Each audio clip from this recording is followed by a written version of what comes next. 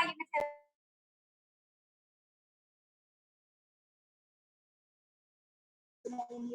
bisa bakal ada di komen, nanti admin yang komen ya terkait kemana. Jangan lupa bertanya, ya ada dari Gatsby ya, kemudian ada dari itu e-commerce ya, juga ada dari iShadow, Bank Mandiri, Prima Grafik. Terima kasih pada supportnya, support.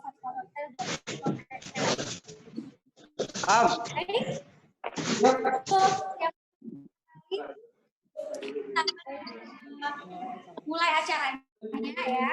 Bismillahirrahmanirrahim. Acara pertama itu ada Kang Iwan Aloy, beliau adalah founder dari Kenal Sapa yang menjembatani dan memfasilitasi acara ini setiap minggu. Oke, terima kasih Kang Iwan. Assalamualaikum. Selamat sore. Halo. Salam. Mbak Rizka. Assalamualaikum semuanya. Assalamualaikum Kang Iwan. Boleh ya Kang Iwan kritik sedikit? Silakan Kang Iwan. Boleh, Mbak Rizka. Ini nggak kedengaran nggak suara saya nih, Mbak Rizka, sama semuanya? Oke ya. Jadi Assalamualaikum warahmatullahi wabarakatuh. Salam sejahtera bagi kita semua.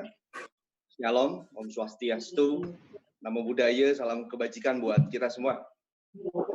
Ini selamat siang saya sampaikan kepada semua para sahabat kreatif yang hadir pada acara webinar kali ini dengan mengusung tema yang luar biasa kali ini, yaitu memanfaatkan peluang meraih pasar internasional. Saya sampaikan salam kreatif juga dari kami, khususnya kepada Ibu Hilda Satyadi, Project Director itu e-commerce Indonesia. Terima kasih Ibu Itui sudah berkolaborasi dengan kami membuat satu acara bersama para sahabat kreatif di sini. Selamat datang juga Kang Riki Dermawan selaku owner Minensus. Selamat datang juga Mas Wijaya Erlangga selaku senior consultant supply chain Indonesia. Mas Hendri Irawan Purbatambak. Beliau adalah selaku CEO Intrack Express, dan sekali lagi saya ucapkan terima kasih kepada Mbak Rizka Mbak kehadirannya sebagai spesial host pada acara webinar kali ini. Sekali lagi salam kreatif buat semua yang hadir pada acara webinar kali ini. Perkenalkan, namanya saya Iwan Aloy dari Kenal Sapa. Saya di sini hanya membuka greeting dan diberi kesempatan waktu 5 menit untuk membuka webinar kali ini. Nanti akan dijelaskan lebih lanjut tema materi dari para pembicara hebat yang sudah hadir di sini untuk para sahabat kreatif di sini. Nah, saat ini para sahabat kreatif memasuki masa di mana para sahabat di sini harus bisa bertahan dan berkembang di tengah permasalahan seberat apapun, terutama pada saat ini, khususnya wabah Corona 19 ini yang memang tidak bisa diprediksi kapan selesai, kapan akan mereda, dan pada kenyataannya juga COVID-19 ini terus meningkat nih, Mbak Rizka. Ya, betul banget, Riwan.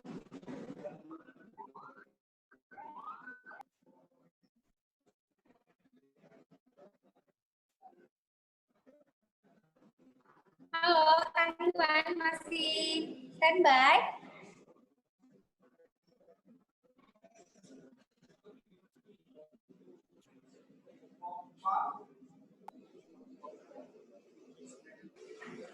Halo Kang Iwan. Oke, next, baik. Mungkin ada greetings dari Kang Iwan, founder dari Kenal Sapa. Terima kasih ya Kang Iwan. Mungkin kita nanti koneksi udah bagus, kita akan menyapa lagi. Ada satu lagi seorang yang luar biasa dari itu e-commerce, ada Kak Hilda Satyadi ya. Selamat sore Kak Hilda, sudah hadir? Halo. Sore Mbak. Hai. Sore. Jumpa yang super duper beauty, semangatnya luar biasa. Thank you ya Kak Hilda sudah hadir pada kesempatan yang di acara UMKM Bisa pada kesempatan sore kali ini. Boleh Kak Hilda ada greetings dari Kak Hilda sendiri sebagai itu e-commerce? Terima kasih Mbak Rizka yang cantik juga. Selamat sore Bapak Ibu, teman-teman. Salam hangat dari itu e-commerce Indonesia. Saya atas nama PT Omni E-Com Indonesia mengucapkan banyak terima kasih kepada partner kami yang sudah mendukung dan mensponsori acara webinar hari ini. Ada Pak Iwan, ada Mbak Bianca beserta tim, Mbak Rizka juga kepada JNE Express dan juga kepada Narani, yaitu ada dari Supply Chain Indonesia, DPEX Intrex, dan juga dari Minensius. Jadi besar harapan kami agar sesi webinar yang kami adakan berkolaborasi dengan Kenal Sapa dapat menjadi solusi Bapak Ibu dalam mempersiapkan transformasi digital untuk dapat meraih pangsa internasional. Tentunya harapan kami untuk dapat tetap membantu teman-teman pelaku UMKM untuk selalu berinovasi. Masukan dari Bapak Ibu sangat berharga bagi kami, jadi tetap ikuti terus Itu E-Commerce Indonesia melalui sosial media dan juga webinar yang setiap bulannya kami adakan bersama dengan Kenal Sapa. Sekali lagi terima kasih, salam UKM Bisa. Terima kasih Mbak Rizka. Terima kasih Kak Hilda Saryadi. Beliau adalah seorang project director dari Itu E-Commerce yang luar biasa ya. Terima kasih supportnya juga ya Kak Hilda. Baik, kita akan masuk ke materi inti pada kegiatan kali ini. Bagaimana sih UMKM tadinya pasarnya agak susah men-scale up bisnisnya ke pasar internasional. Ini ada ahlinya, ada orang yang luar biasa bisa mungkin meng-share ya bagaimana sih supaya UMKM di sini bisa go to international market. Nah, di sini ada Kak Riki Dermawan ya. Kak Riki Dermawan ini owner dari Minensius ya. Apakah sudah hadir Kak Riki Dermawan? Sudah. Halo, Kak Halo, Riki. selamat sore semuanya. Assalamualaikum. Waalaikumsalam warahmatullahi wabarakatuh. Kak Riki, Ya. Minensius produk sepatu dari bahan apa? Boleh tahu dong, Kak? Kebetulan kita semua dari kulit. Kalau Minen Leather sendiri kan namanya juga Minen Leather. Jadi bahan bakunya semua bahan dasarnya kulit. Good. Produksi di base-nya di kota mana, Kak? Di Bandung. Di Bandung. Banget ya, di Bandung. Keren banget. Mungkin boleh share Kak Riki sekarang pengalaman usahanya, kemudian udah marketnya kemana aja, distribusinya kemana aja, mungkin bisa menginspirasi para UMKM. Apakah sudah sempat ekspor, Kak Riki? Silakan share. Kebetulan untuk Minen sendiri kita udah sering kirim ke beberapa negara juga, terus sudah bekerja sama juga dengan banyak pihak juga, ya, tapi masih berjalan saja. Oke, udah berapa tahun Kak Riki? Kita mulai sebenarnya Minen Leather itu mulainya dari tahun 2010. Oh, 2010. lama juga ya, udah 10 tahun ya Kak Riki. Ada tips mungkin Kak Riki gimana supaya mengembangkan pasarnya atau ada open reseller? Kalau itu pasti ada semua sih ya. Kalau intinya sih Minen Leather sendiri sih tetap terus jalan aja, jangan kendor, semangat aja buat para UMKM aja, apapun karyanya harus tetap maju.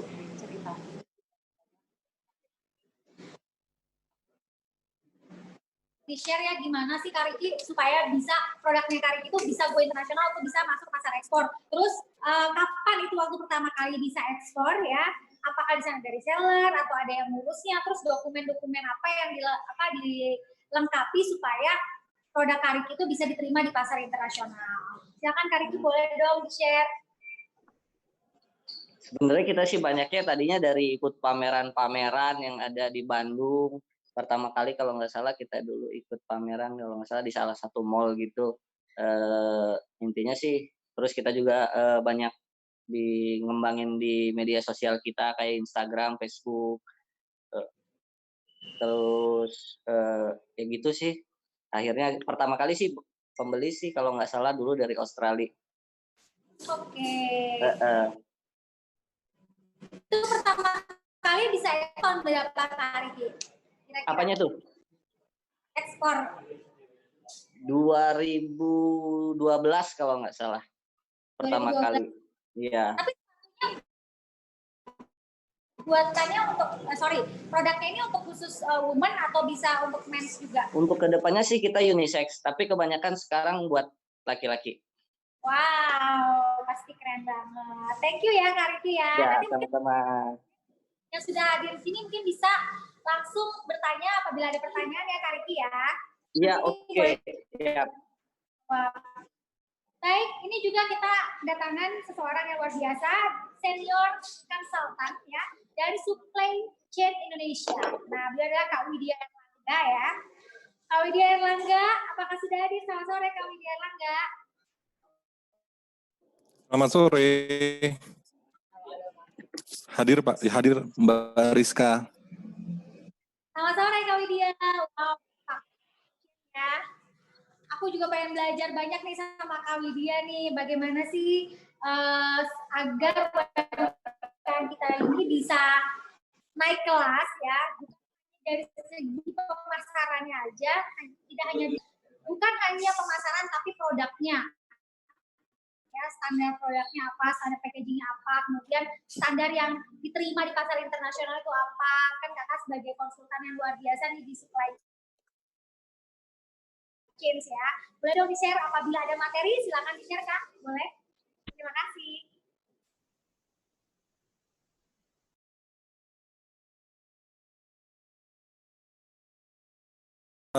Terima kasih, saya sudah di-invite di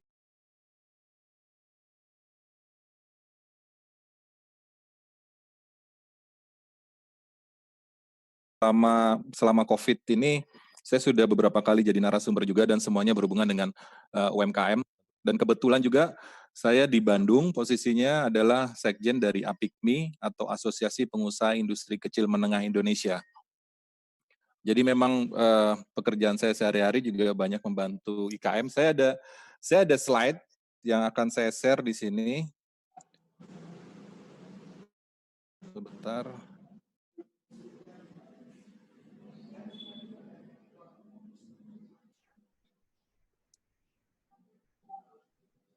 Udah kelihatan ya slide-nya? Ya, kelihatan jelas Kak. Oke.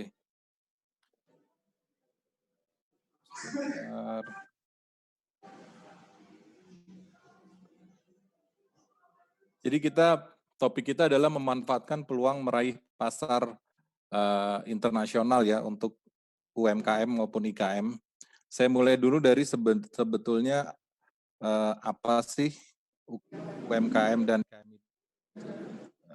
Nah, ini adalah definisinya karena kita perlu juga mengetahui definisi dari UMKM maupun IKM itu sendiri. Jadi kalau di sini IKM itu adalah badan usaha yang melakukan kegiatan ekonomi produktif yang memenuhi kriteria usaha kecil atau usaha menengah sesuai dengan peraturan perundang-undangan di bidang usaha mikro, kecil, dan menengah. Di sini ada 2 peraturan, yang satu Undang-Undang Nomor 20 dan yang satunya adalah Peraturan Menteri Perindustrian Nomor 11 Tahun 2014. Dijelaskan usaha kecil dan usaha menengah, serta industri kecil dan industri menengah, dibedakan dari kekayaan bersihnya. Oke. Next. Nah, kita tahu ya selama ini kegiatan di Indonesia itu ternyata mendominasi pertumbuhan ekonomi Indonesia itu sebanyak 57%, kemudian menyerap tenaga kerja 97%, tapi sayangnya kontribusi ekspor nasionalnya baru 16%. Dan jadi dari sini sebenarnya masih banyak sekali peluang bagi IKM-IKM yang ada di Indonesia untuk bisa melakukan kegiatan ekspor ke luar negeri ya.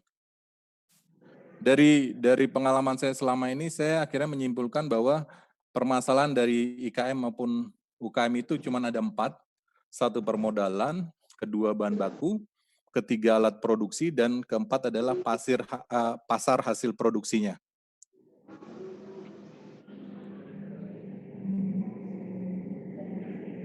Oke. Untuk itu bisa berproduksi, memang membutuhkan bahan baku. Nah, bahan baku ini sebenarnya disadarin atau tidak bahwa sebagian besar IKM, UKM maupun UMKM juga menggunakan bahan baku yang berasal dari impor. Meskipun yang dari lokal juga ada ya.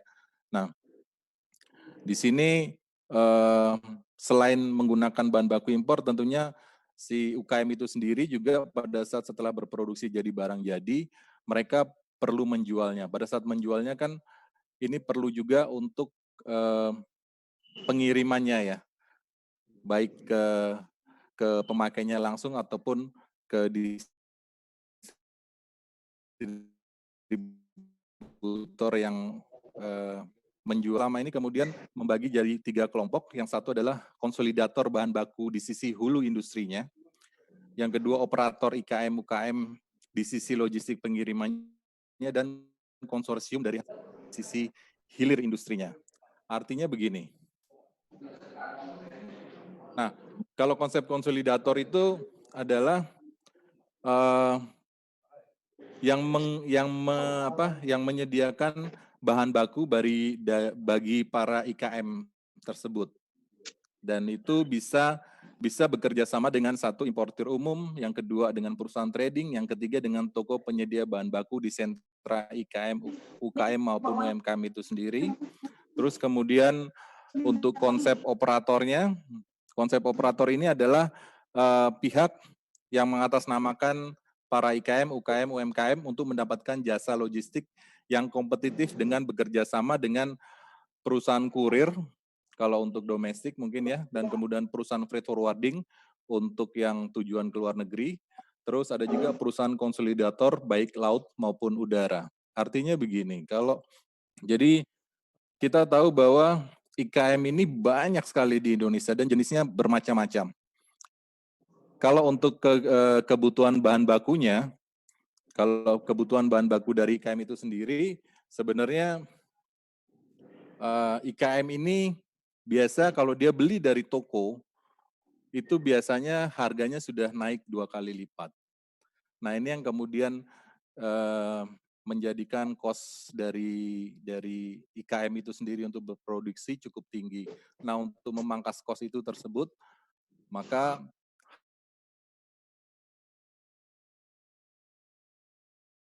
yang menjadi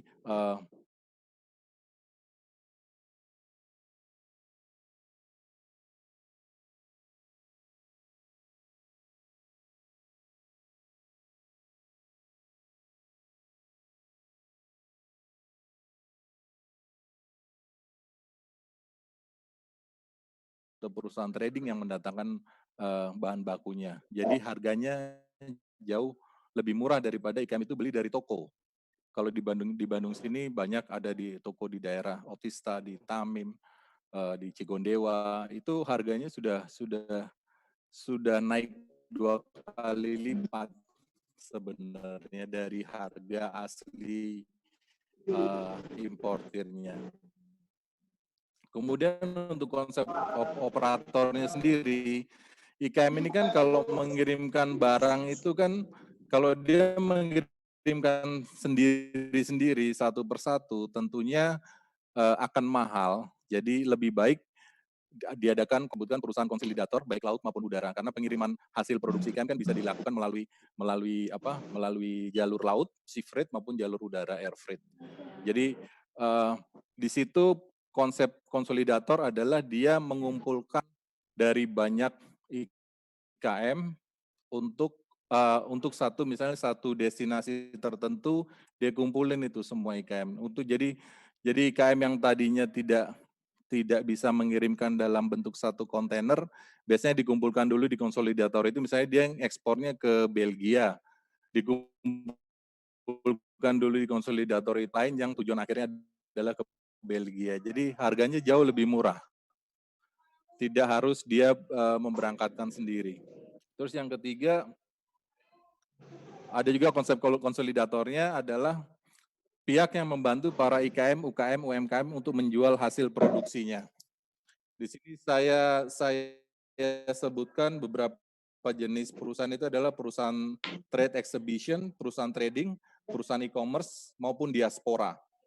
Artinya begini, kalau perusahaan-perusahaan perusahaan-perusahaan trade exhibition ini kan dia yang mengajak para IKM untuk ikut kegiatan pameran di luar negeri ya.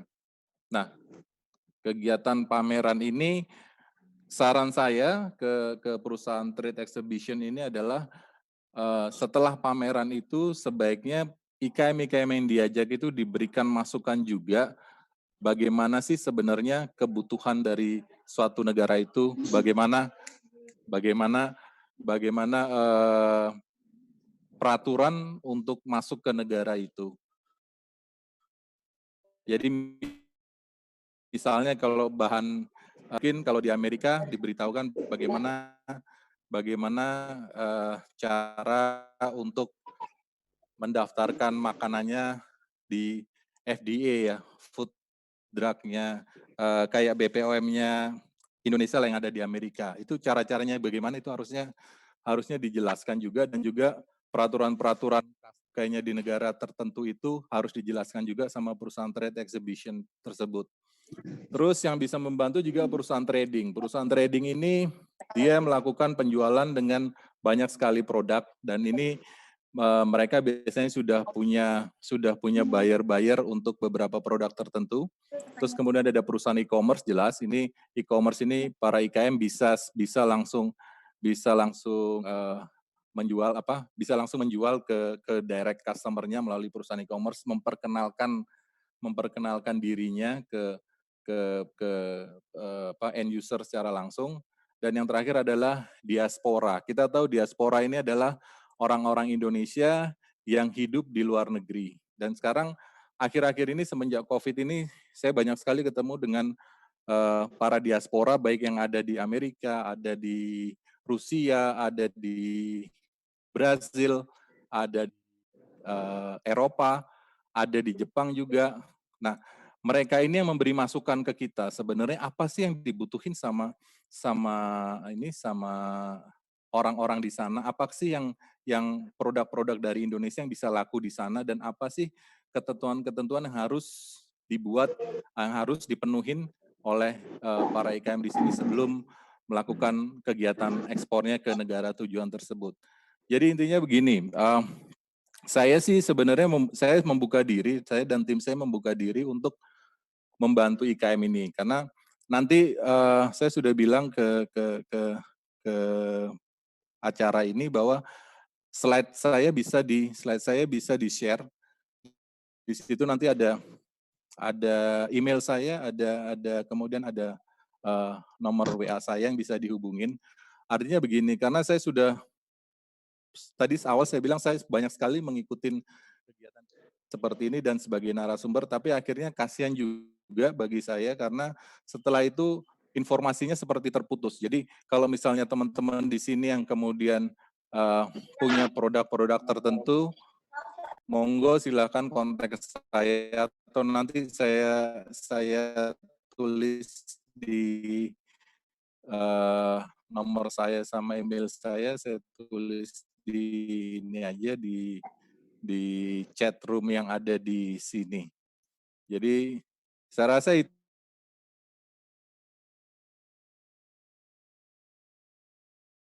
Chat ya? Ya, nanti saya tulis di kolom chat. Baik, terima kasih.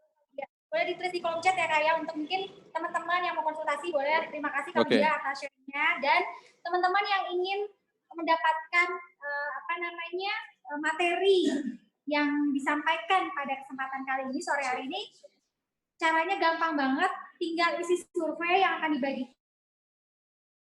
ya, surveinya diisi nanti akan diberikan via WhatsApp materi yang disampaikan pada hari ini ya. Jadi teman-teman langsung aja isi surveinya, dan jangan lupa follow Instagram kenalsapa_com, itu e-commerce commit ya. Jadi saya tadi udah chat juga, jangan lupa di follow Instagramnya, dan Instagram saya @inirizka ya.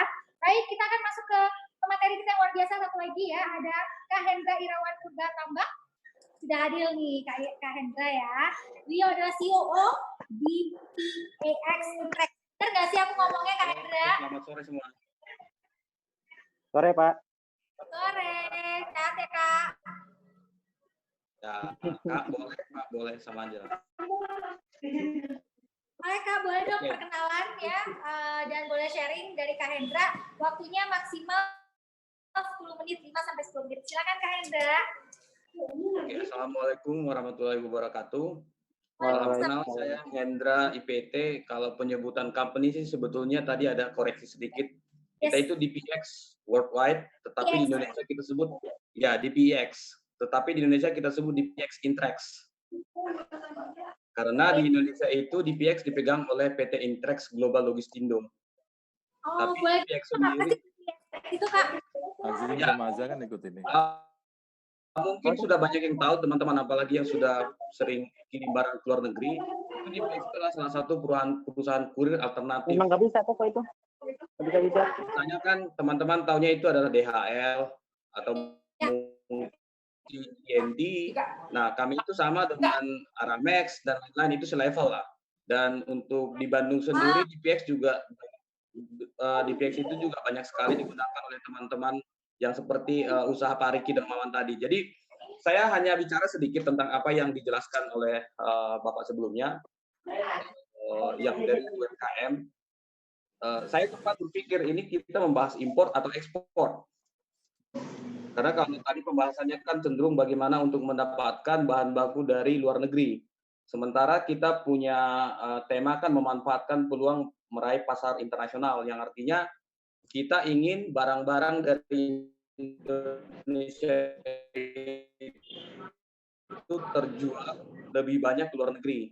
Seperti yang kami canangkan dari awal, perusahaan itu punya moto from Indonesia to the world.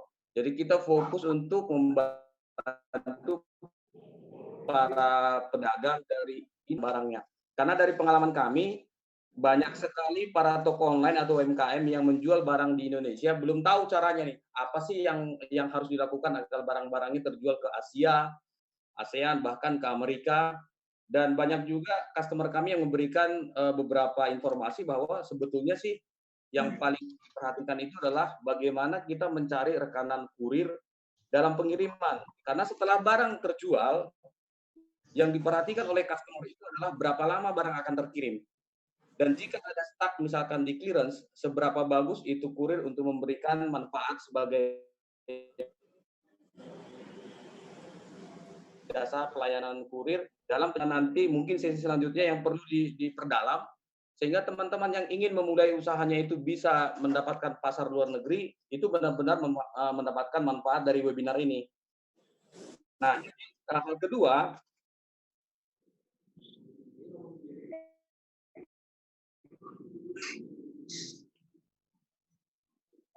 seperti pada mau tadi jelaskan adalah banyak sekali platform, bukan Facebook dan Instagram.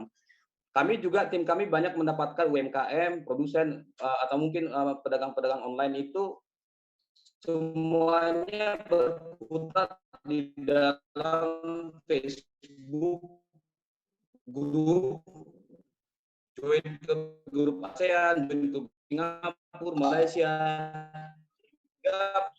mereka bisa menjual satu hari itu mungkin 100 sampai 200 paket. Kami ada satu customer di Bandung Utara itu hijab ya, yang mungkin di Bandung harganya tidak, paketnya per hari 200 sampai 500 paket gram.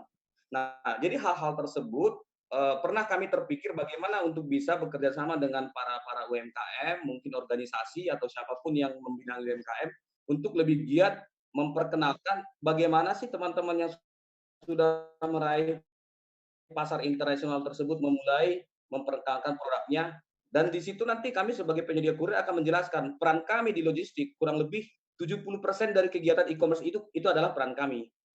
Setelah barang terjual, kami akan jemput, kami juga akan sediakan layanan gratis untuk packing, kami juga akan sediakan labeling, dan kami akan kirim ke negara tujuan hingga tiba di penerima.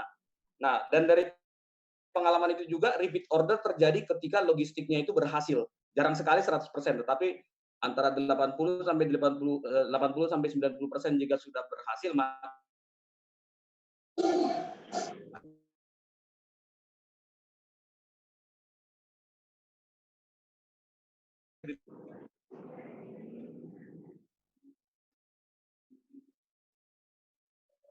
Mati ya?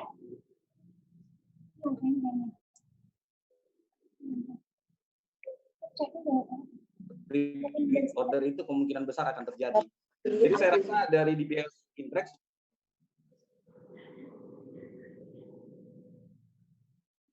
Hai Kak, suaranya agak putus-putus. Apakah suara saya jelas?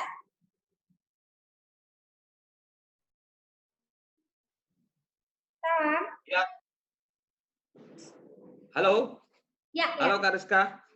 Mungkin dari Kak Ya, Hendra. tadi sudah saya sampaikan. Ya. Iya. Ya. Kak Hendra, boleh di-share nggak sih nomor kontak yang bisa kami hubungin? Ya, saya sudah selesaikan. Nanti kalau sudah ada pertanyaan lagi,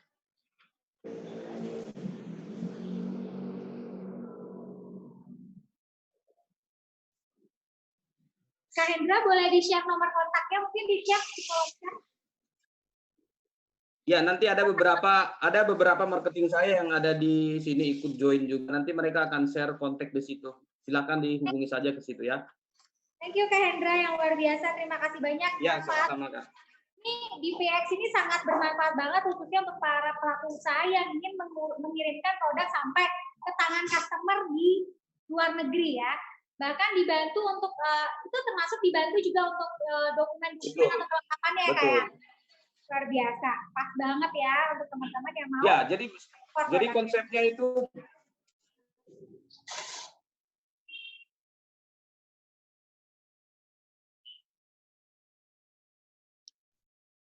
ya, mohon maaf Kak, tadi suaranya sempat putus-putus Kak. Mungkin kita langsung aja ke sesi pertanyaan ya Kak ya. Kebetulan sudah banyak banget pertanyaan yang masuk di chat direct chat ke saya ya. Chatnya udah banyak banget. Jadi saya ingin coba ke Kak Widya dulu ya. Dari David ini mau nanya katanya ke Kak Widya langsung. Kalau UMKM kita ikut pameran internasional, apakah banyak keuntungannya dan apakah bisa langsung tembus pasar internasional? Ini pertanyaan untuk Kak Widya. Langsung saya jawab atau gimana? Ini ada pertanyaannya adalah, kalau UMKM kita ikut pameran internasional, apakah banyak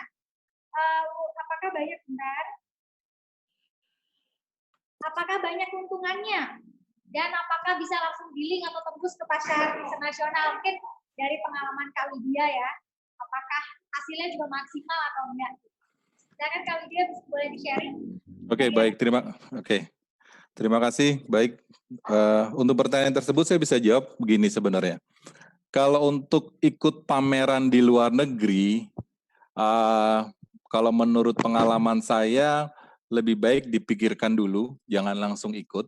Kenapa? Karena untuk ikut pameran-pameran seperti itu jelas akan memerlukan biaya. Kecuali kalau diajak oleh seperti Kementerian Perindustrian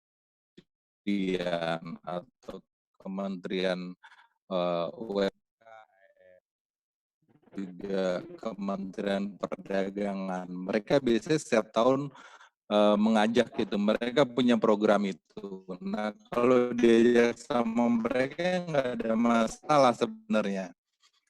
Kenapa? Karena biaya ditanggung sama mereka. Tapi kalau IKM Meran, saya rasa perlu dipertimbangkan. Kenapa? Kalau barang ke sana, itu juga akan berurusan dengan, kalau ini pribadi bawa sendiri, untuk ikut pameran biasanya juga ada urusannya dengan custom di sana, atau bea cukai di negara tersebut. Nah, terus selanjutnya kan, apa sih yang diperlukan untuk barang atau produksi IKM itu bisa menarik dan dibeli sama pembeli di negara tersebut. Itu adalah satu yang perlu diperhatikan adalah kemasan. Saya sudah berkali-kali mengajak teman-teman IKM, terutama teman-teman IKM yang di bidang makanan. Kemasan ini adalah satu hal yang sangat penting, karena bukan kadang-kadang sih, saya sendiri pernah melakukan itu. Jadi saya sendiri pernah beli makanan di di Amerika waktu itu. Saya beli makanan itu sebenarnya makanannya sederhana, cuman cookies aja. Cuman karena kemasannya sangat menarik, saya beli itu barang itu. Jadi kenapa saya tekankan bahwa kemasan dan branding itu adalah satu hal yang harus diperhatikan untuk teman-teman yang berjualan, memproduksi makanan jadi untuk diekspor. Itu yang pertama. Yang kedua, kemudian sebaiknya di produknya itu, di kemasannya ada sedikit cerita tentang produknya. Jadi tidak hanya sekedar misalnya jualan keripik nangka, cuman keripik nangka gitu aja nggak menarik. Jadi harus ada ceritanya. Kenapa? Karena nangka itu kalau di bahasa Inggrisnya kan tidak semua orang asing itu pernah makan jackfruit. Karena buah nangka itu rasanya hanya ada di negara Asia saja. Nah, dan itu yang harus diperhatikan. Satu, tadi kemasan, yang kedua kemudian branding, dan yang ketiga cerita. Jadi balik lagi yang ke awal, kalau misalnya mau ikut pameran sendiri, lebih baik untuk dipikirkan 2 kali karena biayanya tidak sedikit.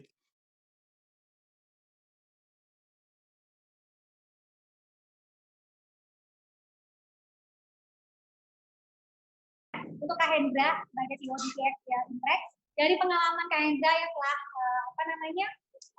melakukan banyak banget melakukan ekspor atau pengiriman dari Indonesia ke seluruh dunia, adakah kendala yang akhirnya memang tidak bisa diterima di negara tersebut, ya kan? Apa contoh barangnya atau misalnya contoh produknya, terus kenapa tidak bisa diterima di negara tersebut? Kemudian apakah ada hal-hal tertentu, ya dokumen-dokumen tertentu yang harus dipersiapkan agar pengirimannya bisa sampai di customer, ya. Kemudian yang ketiga nih, satu lagi Kak, bagaimana menghemat biaya pengiriman, ya. Misalnya dari Indonesia ke satu negara, ada nggak tips biar hemat gitu pengirimannya? Apakah misalnya volumenya atau beratnya atau minimal bisa kirim ke negara tersebut dengan orderan berapa kilogram, ya, atau dengan nilai barang atau berat barang berapa kilogram diterima di DX Imprex. Ada minimal nggak sih pengirimannya, minimal berapa kilogram atau minimal berapa rupiah? Boleh di-share mungkin Kak Hendra, silakan. Terima kasih. Oke, terima kasih. Sama-sama. Kak Rizka, ini suaranya sudah jelas ya Kak ya? Suaranya ya, agak putus. Jadi pertanyaannya, halo? Ya. Sudah jelas Kak suaranya? Ya. Ekspor atau impor tentunya pasti akan ada selalu kendala ya yang terkait dengan dokumen dan lain-lain di dalam proses clearance atau kepabeanan. Tetapi dalam hal ini tentunya karena kita ekspor, kita akan bisa menghindari hal-hal yang terburuk dalam pengiriman suatu paket. Putus suaranya. Kak, suaranya kurang jelas, agak putus-putus, mohon maaf. Ya, akan mempunyai database lengkap. Gak apa-apa. Halo, udah jelas Kak? Teruskan nanti.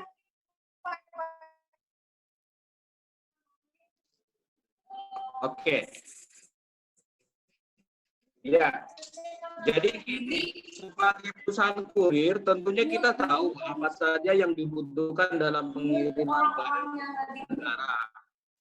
Akan tetapi kita tidak akan punya database yang lengkap pada saat customer atau teman-teman UKM minta. Yang kita lakukan setiap ada mana saja dan komoditinya apa. Nah, untuk agak sekali busuk, apalagi ke Singapura yang paling dekat dengan kita saja, makanan jika dia sudah agak busuk maka customer-nya akan reject.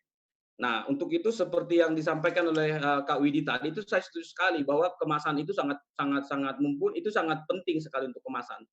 Akan tetapi selain daripada kemasan, dokumen-dokumen yang dibutuhkan pada saat barang tiba di negara tujuan juga dibutuhkan dari awal. Jadi untuk mencari rekan kurir yang tepat adalah pastikan kurir itu bisa menjawab sebelum barang terbang, bukan setelah ada masalah. Sebelum barang terbang, maka kurir itu harus bisa menjawab apakah barang saya ini nanti berpotensi mendapatkan pajak, yang pertama. Apakah barang saya ini nanti berpotensi untuk ditahan di sana? Itu yang kedua. Yang ketiga, seberapa lama barang ini akan bisa keluar jika ditahan oleh bea cukai? Sehingga teman-teman UKM, terutama yang bergerak di dalam bidang makanan, tahu apakah saya cocok dengan kurir ini. Karena setiap kurir punya kemampuan masing-masing. Contoh kami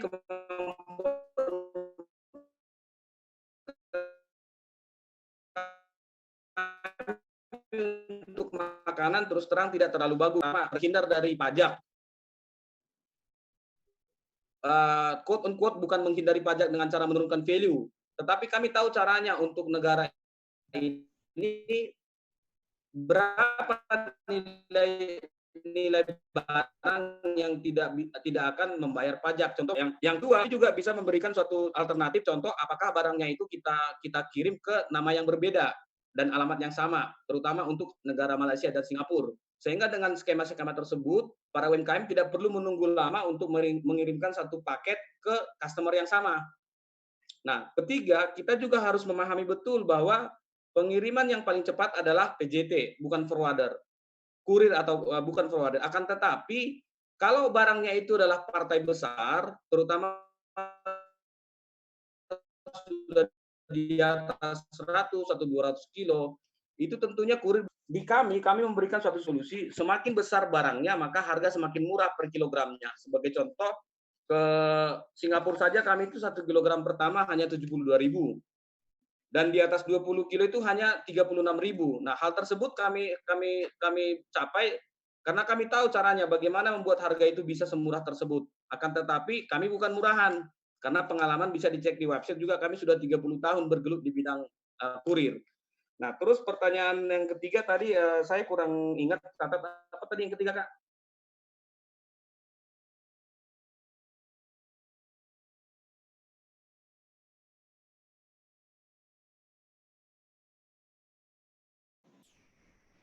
Nggak ada suaranya. Sorry tadi ke mute, sorry banget.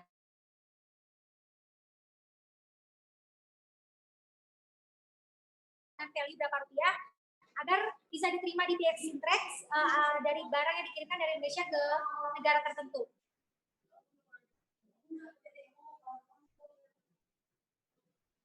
Kak Hendra, semoga suara saya diterima. Halo, Kak Hendra.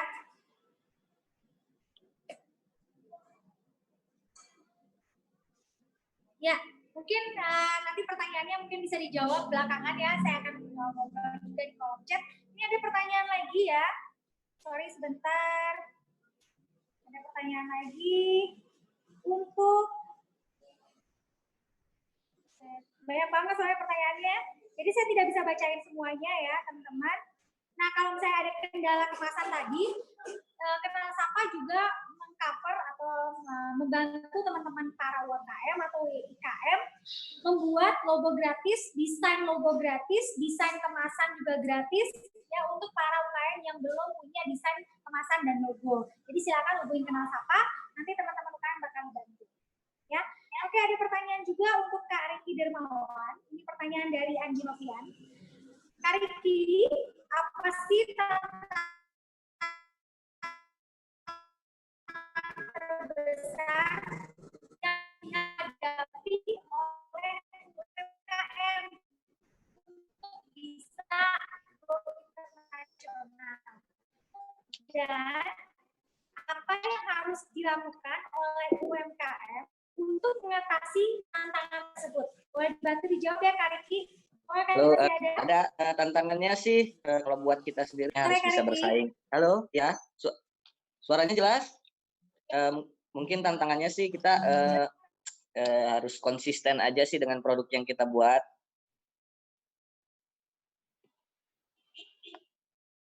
Halo? Harus nggak boleh setengah-setengah kalau bikin produknya gitu maksudnya. Apapun produknya. Kayak kata Om Widya tadi, kemasan juga harus diperhatiin kualitasnya. Itu aja sih. Tantangan terbesar selama Kak Riki waktu jalanin usaha ini ya di produk sepatu Kak Riki ini, ada nggak sih tantangannya terbesar apa gitu waktu mau go internasional?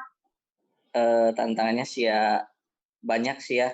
Dari nggak ada yang beli karena produk kita kan spesifik banget sebenarnya, jadi harus benar-benar nentuin pasar yang pas dulu buat produk kita sendiri itu apa gitu. Baik ya, terima kasih ya Kak Riki atas share-nya. Nah, jangan lupa teman-teman yang hadir pada kesempatan kali ini, saya pengen mengajak teman-teman untuk menjadi member klien Kenal Sapa. Kenapa? Karena banyak banget manfaatnya. Selain tadi ada logo gratis, desain kemasan gratis yang juga mensupport teman-teman untuk scale up bisnis teman-teman. Jadi bisa jadi member Kenal Sapa. Caranya gimana? Boleh DM Instagramnya Kenal Sapa_com ya. Nah, bagi 2 penanya yang terbaik yang nanti saya umumkan akan mendapatkan annual pass dari E2E Commerce. Annual pass ini yang Anda bisa mengikuti webinar series ya secara gratis dari E2E Commerce dan nggak perlu daftar lagi ya. Bisa didapatkan tiketnya di tiket conference saat physical event di tahun 2021 nanti. Harga tiket conference-nya itu senilai 2 juta rupiah. Nah, tiket yang senilai 2 juta rupiah tadi hanya untuk 2 orang pemenang yang bakal saya umumkan nanti ya. Jadi teman-teman yang beruntung, penanya terbaik saya akan umumkan nanti di Instagram saya @miryaska dan kenalsapa.com. Juga nanti bisa di-repost di e-commerce. Jadi cek 3 akun tersebut mendapatkan tiket ya. Tiket senilai 2 juta berarti untuk 2 orang 4 juta totalnya dan bisa mendapatkan webinar secara gratis tanpa harus daftar lagi. Luar biasa ya. Dan tiketnya tuh mahal banget, harganya 2 juta rupiah ya. Baik, terima kasih juga nih. Ada pertanyaan lagi, terima kasih juga pada satu penanya yang saya akan bacakan pertanyaannya. Ini dari link yang mendaftar ya, pertanyaannya udah masuk ke handphone saya. Ini pertanyaannya untuk Kak Widya ya. Dari Mbak Dia, bagaimana sih Kak Widya, menurut Kak Widya ini mendapatkan buyer dari luar negeri? Ada tips nggak dari Kak Widya? Silakan Kak Widya. Oke, baik, terima kasih. Banyak cara ya untuk mendapatkan buyer dari luar negeri, tapi pertama kita harus memastikan dulu produk kita apa. Kenapa? Karena dari situ kita tahu sebenarnya tujuan negara mana yang bisa menyerap produk kita. Marketnya bisa menerima produk kita, itu dulu. Nah, kemudian yang paling efektif saat ini adalah bekerja sama dengan tadi yang saya katakan diaspora atau orang-orang Indonesia yang hidup di luar negeri. Jadi setelah kita tahu produk kita, kira-kira misalnya produknya itu kopi ya. Siapa sih yang senang kopi? Yang senang kopi itu udah jelas orang Amerika sama Eropa yang paling banyak. Nah, setelah itu baru kita mungkin bisa mencari tahu ke diaspora di sana karena mereka saat ini sangat membantu para IKM yang ada di Indonesia untuk melakukan kegiatan ekspor ke sana. Jadi mereka akan memberikan rules regulasi seperti apa di sana, mereka akan memberitahukan ke kita peraturan apa yang bisa diterima, kopi-kopi jenis apa yang senang dikonsumsi sama orang-orang di Amerika. Jadi sebagai contoh saya kemarin ketemu begini. Jadi ada